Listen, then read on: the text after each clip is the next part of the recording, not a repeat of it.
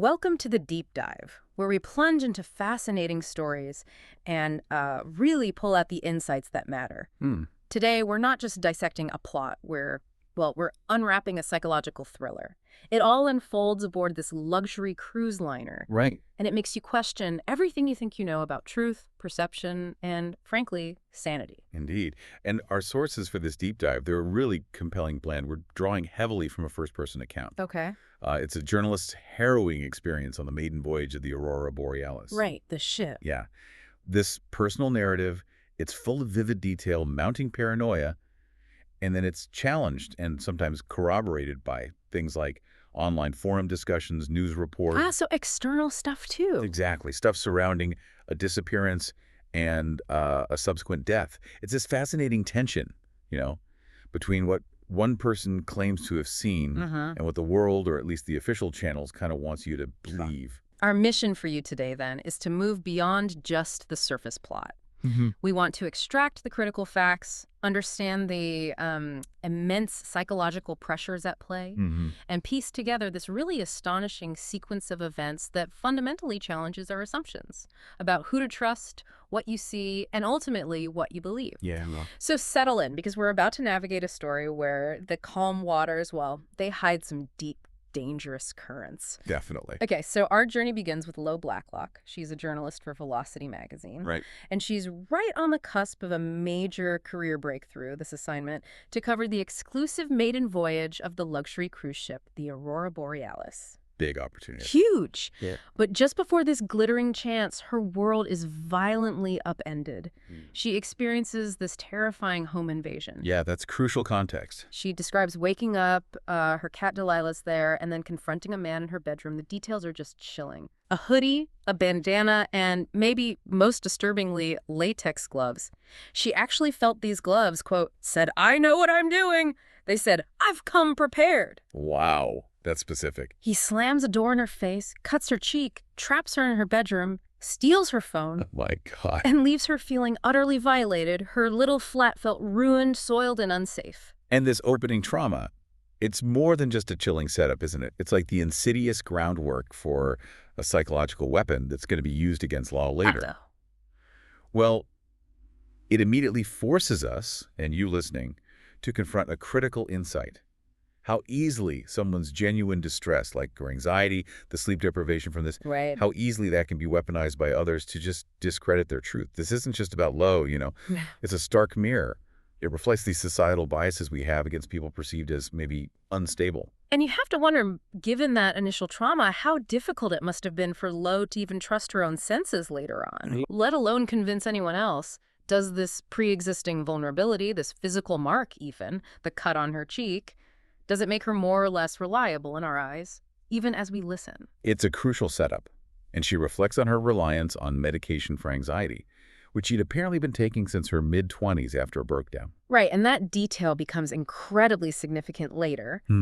But despite this awful ordeal, the cruise is just too important to miss. She's covering for her boss, Rowan, who's pregnant, Right. and she sees it as, quote, an unmissable, unrepeatable opportunity to prove myself after 10 years at the coalface of boring cut-and-paste journalism. So it's her ticket out. It's her ticket to a promotion, her estate, pretty much. Okay. So Lou boards the Aurora. It's a boutique ship, really exclusive, only 10 cabins. Very intimate setting. Yeah, she's surrounded by influential figures, Richard Bulmer, the ship's owner, other journalists, investors. You get the picture. The elite. But beneath all that luxury, her sleep deprivation and anxiety, they're still very much present. They're kind of gnawing at her.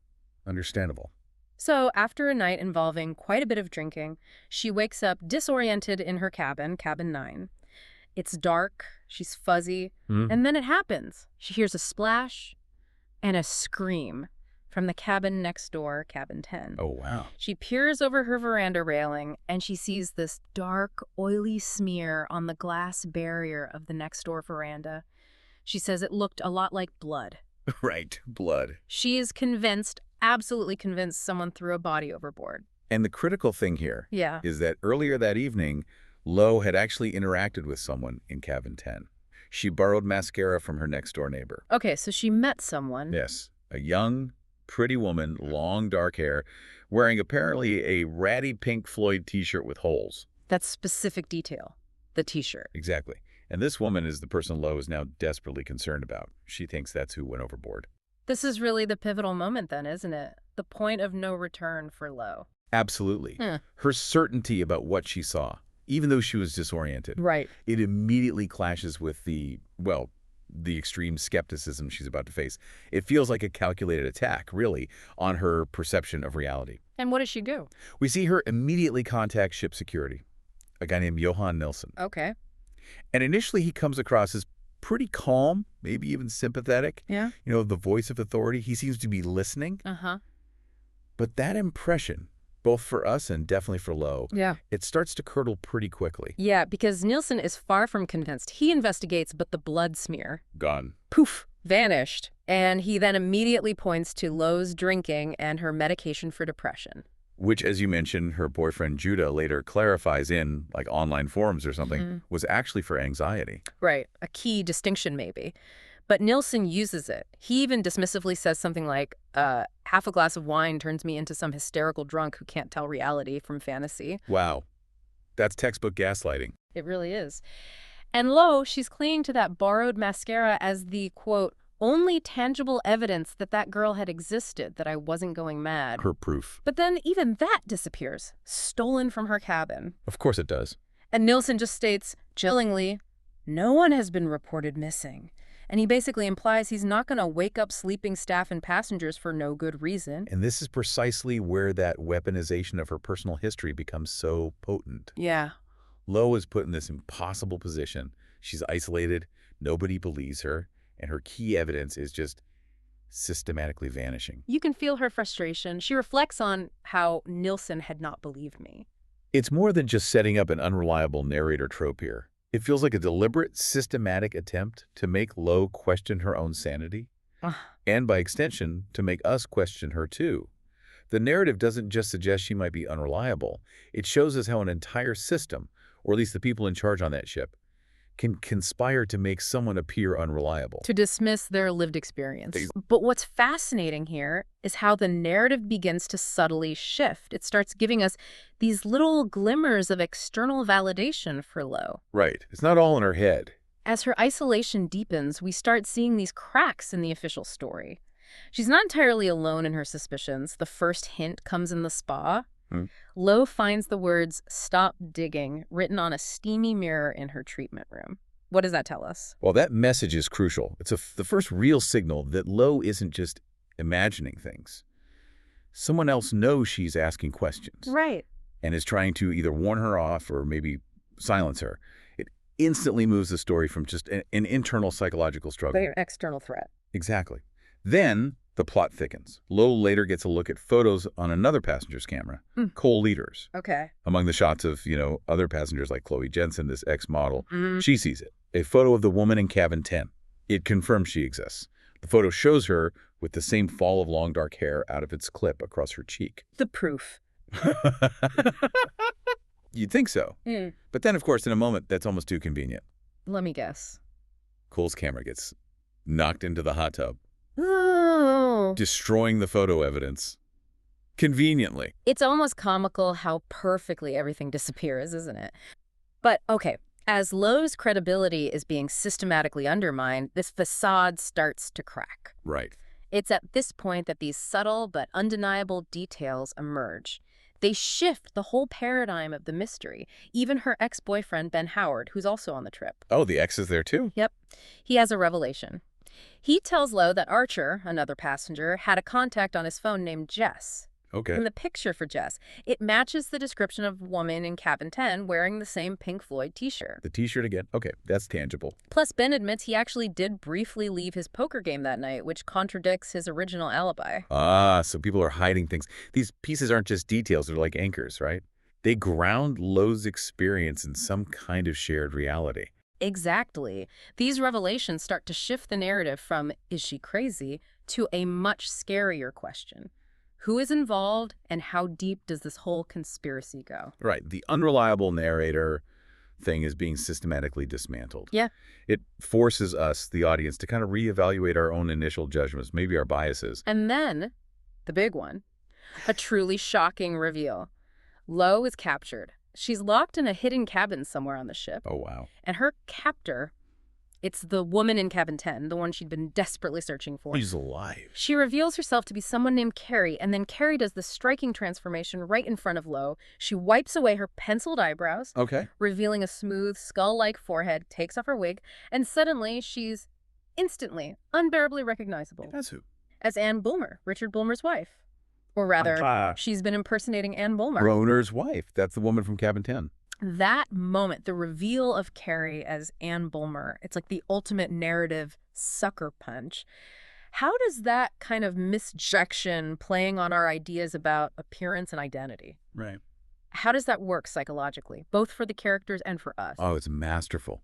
It really highlights how much we rely on visual cues and the power of disguise, right? Mm-hmm. The woman in Cabin 10 wasn't just some random girl.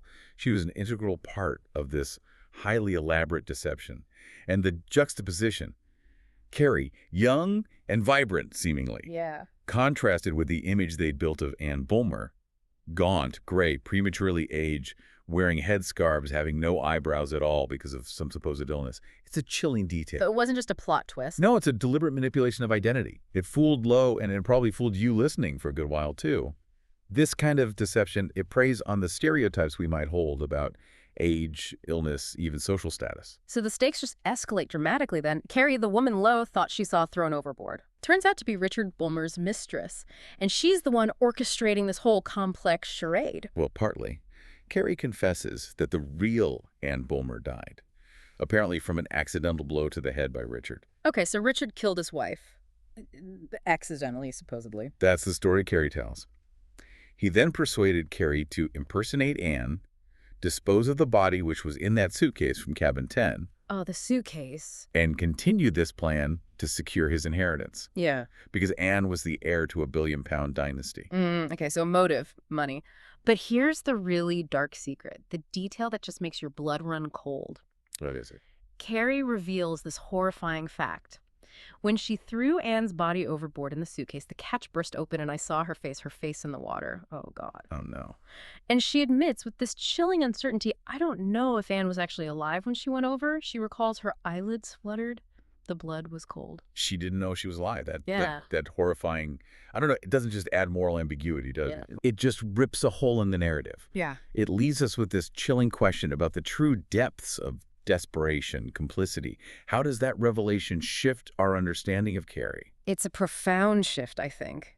This confession, it's powerful. It reveals the depth of the manipulation, the desperation, but also the agonizing moral compromises people make under extreme duress. Right. Carrie's internal conflict, her vulnerability, it becomes starkly apparent. She's trapped, yes, by Richard and her own complicity. But she's also a victim in her own right. Yeah, clinging to this twisted belief in Richard's love, his version of events, even when it doesn't totally add up, it shows the devastating psychological toll of that kind of abusive, manipulative relationship. Absolutely. And meanwhile, Lo is still captive. She's in an even more desperate situation, locked in this underwater dungeon, basically. And she's experiencing severe anxiety medication withdrawal. Oh, God, that's dangerous. She's physically weak, she's hallucinating, and yet, incredibly, she uses a broken plastic tray as a weapon. She's fighting for survival. Wow. Pure survival instinct kicking in. It's a truly harrowing situation, Lo at her absolute limit. And then a new layer of desperation. Carrie realizes Richard plans to kill her too, to tie up loose ends. He was going to kill Carrie, too. Seems like it. So Carrie devises this new, audacious escape plan. Lo is to impersonate Anne Bulmer now. Wait, Lo impersonates Anne. Using Carrie's clothes, wig, passport to leave the ship. This just highlights the truly ingenious yet horrifying nature of the entire plot, doesn't it? It does. From the empty cabin to the ill wife, it was all prearranged for a planned disappearance. Absolutely. The meticulous planning is terrifying. The choice of Cabin 10, for instance, that was deliberate. Why Cabin 10 specifically? It was described as not overlooked and right at the very stern of the ship, apparently so that the hoi polloi couldn't bother the VIPs, and crucially to ensure no other cabins to see something floating past. Chilling. Every detail calculated. Every detail, from the false illness to the strategically located cabin, it was all chillingly calculated to facilitate a murder and disappearance that would look, well, seamless. The entire system was designed to just swallow up the truth. So Lo makes her daring escape. Not in Bergen, where the ship docks, as planned, Right. but earlier in a small Norwegian village.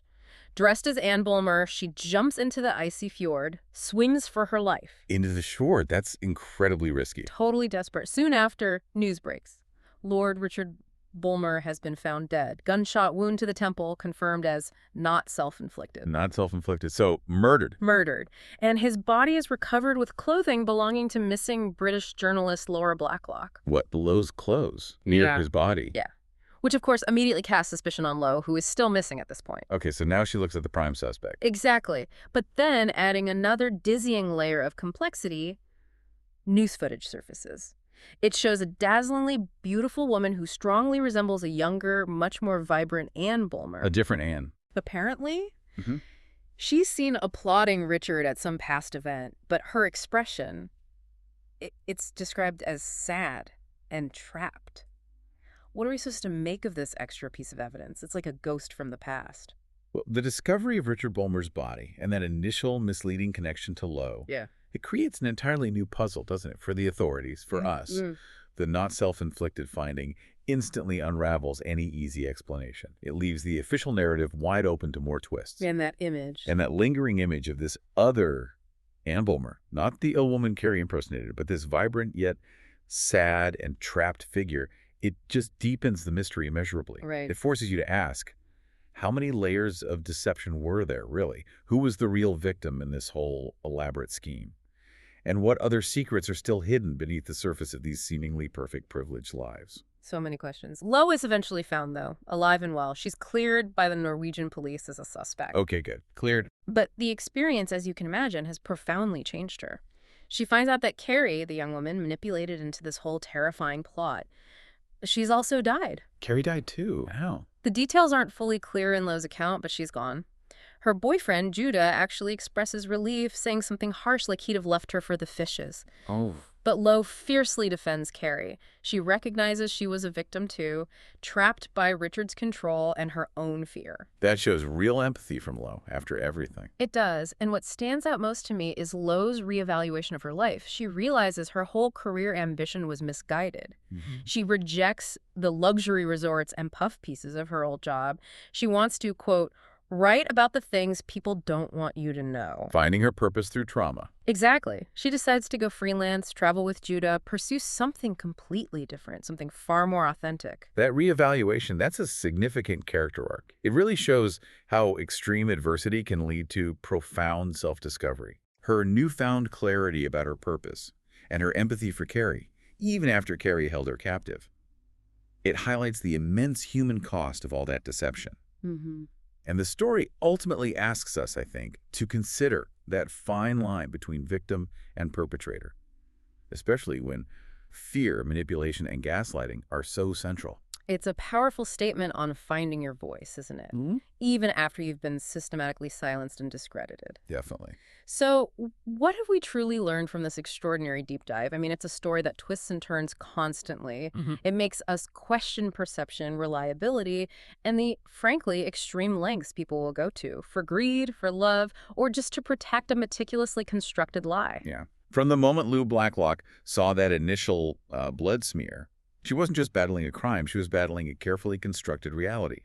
One designed to make her, and maybe us too, doubt everything we see and hear. This deep dive, it really reveals how deeply personal narratives can be shaped by external forces, and how readily we, maybe as a society, dismiss those who challenge the status quo, especially when mental health gets brought into question. Absolutely. It forces us to confront our own biases, doesn't it? About what makes credible evidence or a reliable witness. The power of a story, even a manufactured one, can be incredibly potent. And the societal pressure to just conform to the perceived truth, it's immense. What is this? Ultimately, Lowe's journey from being this terrified, disbelieved journalist to a survivor with a renewed sense of purpose. It's a testament to resilience and to that inherent human need to pursue the truth, even when it feels like the whole world is telling you you're crazy. Yeah. It also leaves us with, I think, a lingering question. In a world so full of carefully curated appearances, both personal and public, how often are we, like Lowe, missing the crucial detail, missing the hidden truth, simply because it doesn't fit the picture we're supposed to see or the story we're told to believe? And if that woman the one in the news footage, who might have been the real Anne Bulmer, if she was indeed sad and trapped. What other secrets still lie unplumbed beneath the glittering surface of that luxury cruise and, beneath the surface of seemingly perfect, powerful lives everywhere? It makes you wonder, doesn't it, how many layers of lies we just walk past every single day? It really does. Well, thank you for joining us on this deep dive. We hope it leaves you with much to ponder.